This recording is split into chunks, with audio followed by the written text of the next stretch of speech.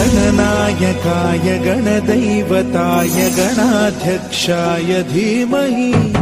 गुणशरीराय गुणमण्डिताय गुणेशानाय धीमहि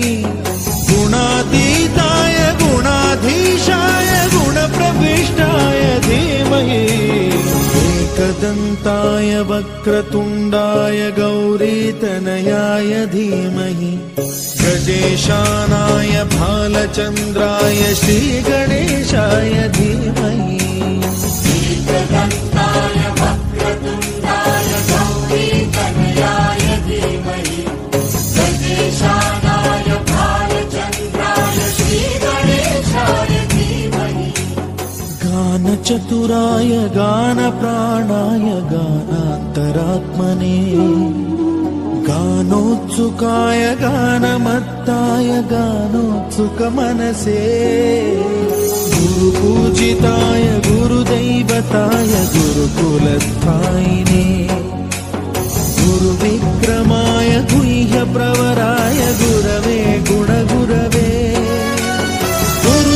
गुरुदैत्यकलक्षेत्रे गुरुधर्मसदाराध्याय गुरुपुत्र परित्रात्रे गुरुपाखण्डखण्डकाय गीतसाराय गीततत्त्वाय गीतगोत्राय धीमहि गूढगुल्फाय गन्धमत्ताय गोजयप्रदाय धीमहि गुणातीताय गुणाधीशाय गुणप्रविष्टाय धीमहि एकदन्ताय वक्रतुण्डाय गौरीतनयाय धीमहि गजेशानाय भालचन्द्राय श्रीगणेशाय धीमहि एकदन्ताय वक्रतुण्डाय गौरीतनयाय धीमहि